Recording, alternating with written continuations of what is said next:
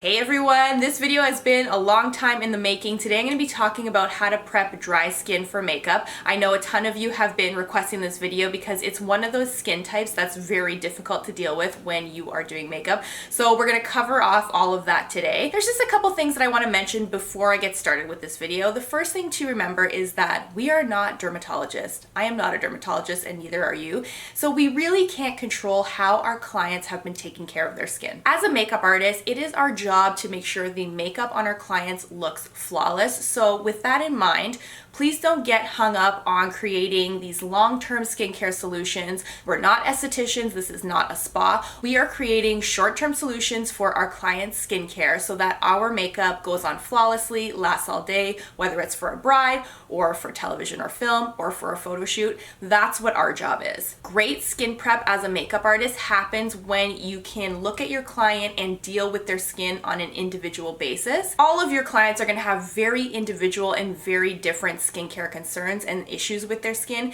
and it's really our job as makeup artists to make sure we have a good cross section of products to deal with the different skincare issues. So approach your skin prep as something that is very individual and unique to your client's needs, and you'll be much more successful in terms of how your makeup goes on and how it lasts throughout the day. And I know I've said this in other videos, please don't get hung up on the brands of products that I'm using in my kit. It's what is affordable to me, it's what's accessible to me. So when you are watching this video and you're going through it, just understand the concepts that I'm talking to you guys about and don't get caught up on the brands that I'm using. When you are listening or watching this video, I want you guys to pay more attention to the techniques that I use, and then you can use whatever you have in your kit or whatever products are affordable for you or easily accessible. So with that being said, let's get to some of the issues that I have noticed with dry skin. With dry skin, in my experience, exfoliation is usually the number one issue, and it's the number one problem that you're gonna have when you're trying to apply makeup on a dry skin type.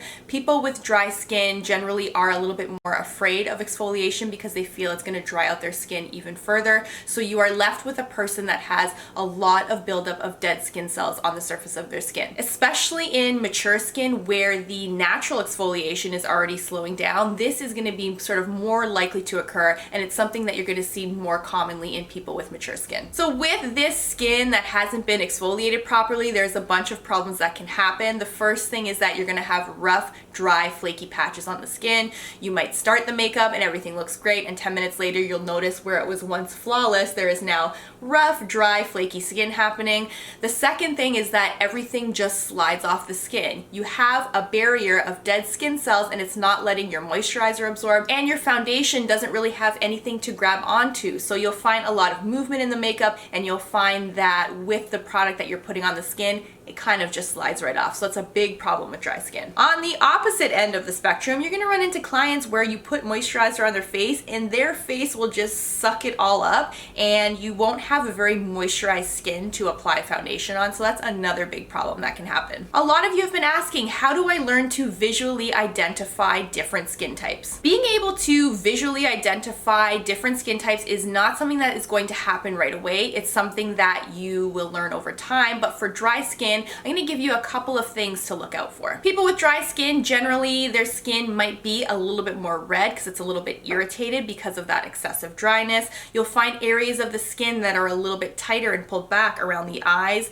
The fine lines will be very noticeable because the skin is so dry. You'll notice this around the mouth as well. You'll see that they don't have any visible pores in their skin. So that dry, irritated skin is something that is very common. So those are a couple things that you can look for. On the other end of the spectrum, you may have somebody that has an oily T-zone and a very dry, dehydrated, flaky cheek, and this is very common as well, and it's common in people that are using medication to control acne. So their cheeks will be very dry, you'll see a lot of flaky spots, and you will see a lot of skin pulling just around the eye area and around the mouth, and sometimes in here on the chin as well. And this is why there is sort of no universal system for dealing with skincare. Everybody has different skincare needs and concerns, and all of your clients are gonna have different skincare problems that you're gonna need to deal with. Now I wanna go over a couple of the scenarios that you may run into with your clients with dry skin and how to deal with them. Now, of course, you guys, I'm not going to be able to cover off every single dry skin issue, but for me, these are the most common things that I run into. The first type of person that you may run into is that person with just sort of normal dry skin. If you ask them their skin type, they'll just say dry. Their skin will look pretty normal. They won't have any flakiness, redness, or tightness. You might notice that their skin is a little bit dull. You can pretty much use any moisturizer you like on their face. It will absorb nicely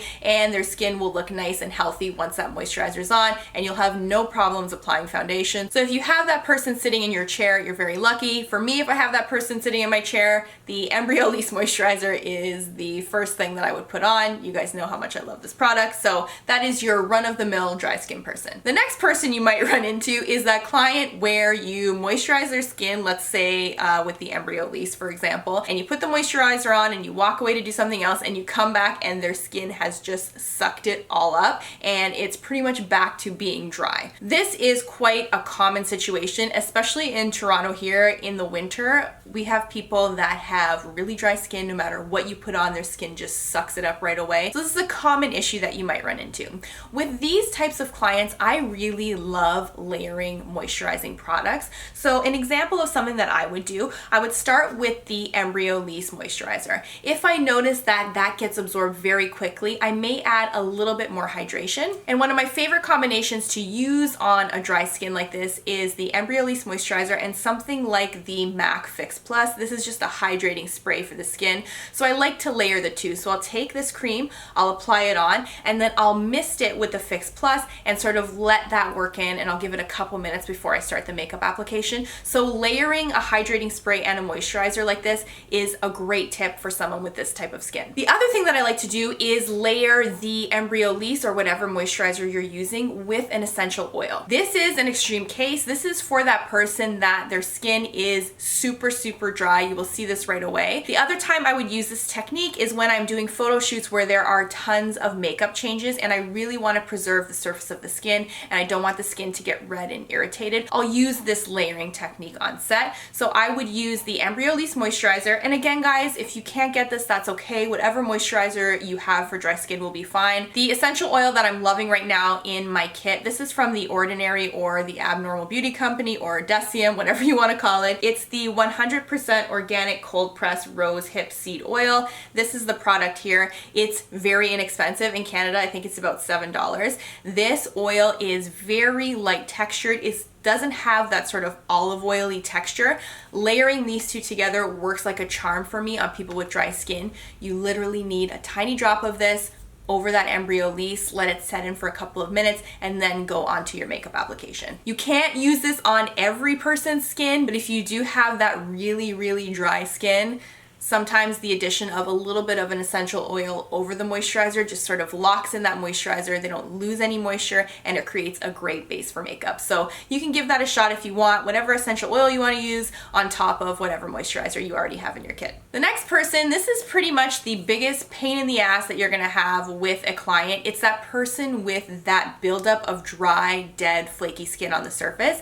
If you do not deal with this before you start applying your moisturizer, skincare, and your makeup, you're gonna have major issues and your makeup's gonna look horrible. So you have to deal with this right away. And I know I've mentioned this in other videos. The spot exfoliation technique that I use works really well for this, and you need to do this before you start your makeup application. If you don't deal with this before your makeup application, you will notice that your makeup flakes off. You'll notice that it moves off the skin. The dead, dry, rough skin that is sitting on the surface of your client's skin, if you do not remove that, it's going to flake off under the makeup. It's going to cause your makeup to flake off.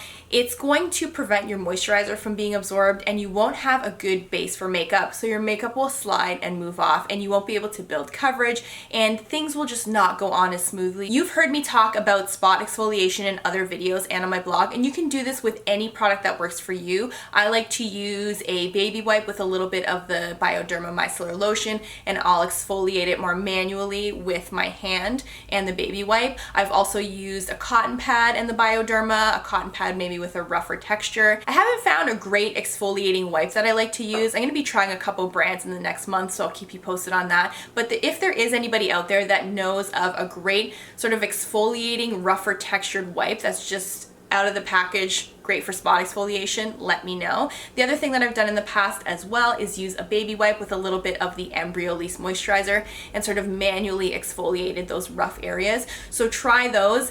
If you have somebody, also this is sort of a unique thing, but it does happen. If you have somebody that has had a cold and they have dry skin around their nose, the Embryolisse on the baby wipe around that area works really well. Or sometimes with a Q-tip and a little bit of the Embryolisse moisturizer just gets off that rough, dry, flaky skin that can build up around the nose if someone's been sick. So a little insider tip on that for you as well. Once you do the spot exfoliation, you can put on your moisturizer and you can kind of go from there. If they need a little bit more hydration, you can go with the Fix Plus. If they need a lot more hydration, you can layer with an essential oil. So totally your call on that, but exfoliate first, then moisturize. I don't have it with me right now. I actually have my little skincare kit beside me here, but Avene makes an amazing soothing moisture mask, and I will include it in the description box. This is a product that you can put on the skin and leave it on for 5 to 10 minutes just to moisturize, and then you can remove it before you actually go in with the moisturizer that you like to use before makeup. So that is something that you can think about as well. And there are other great products out there that are just moisturizing masks. You can find those sheet masks that add a little bit of moisture, and this is something else you can do before you add your moisturizer and before you apply makeup on a person with dry skin. A few more helpful tips for dealing with dry skin for you guys. If you start your makeup application and you notice things are not right, things are starting to flake off, there's rough areas that are not covering that well, remove it with your micellar water or whatever remover you like to use and start over. It is okay to do this. Your client is going to be much happier and you're going to have a much easier time applying makeup. So to recap, it's important to know the characteristics of the general skin type, so this will help you to visually identify what's happening with your client's skin.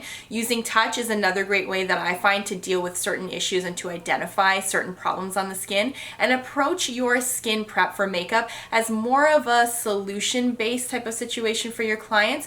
Don't just think of it as, oh, you have dry skin, let me use 5 products from one brand on dry skin. That's not going to work for everybody. You really need to just clear your mind and approach every client as an individual, and just have products in your kit that can deal with the more common skincare issues. So if you have somebody with that rough, flaky skin, have something in your kit for quick spot exfoliation, whether it's a baby wipe or an exfoliating wipe or another product that you like. Make sure you have something like that. If you have somebody with that super dry skin, remember you can layer products. So you can take your moisturizer, layer it with a hydrating spray, or layer it with an essential oil. So have a few of those products in your skincare kit. When you have that person that has that really dry, irritated, sensitive skin, that's why I mentioned the Avene skincare. It's a great product line. It works well for very sensitive skin. So you might want to include some skincare for super reactive, super sensitive skin that gets very red and irritated, and have that in your skincare kit. These are some of the more common issues that I deal with when I have clients with dry skin. That's it for all my tips and tricks on how to deal with dry skin and how to prep dry skin for makeup. I'm hoping this was enough information for everybody that requested this video. This is really helpful stuff for any work that you're doing in makeup artistry, whether it's bridal or television and film. And all of the products that I mentioned, of course, will be in the description box. Don't forget to give me a thumbs up and subscribe if you want to see more videos like this, and you know you can come and say hi to me on social media. All of that is down there somewhere. Thanks so much for watching, guys, and I'll see you on the next video. Bye!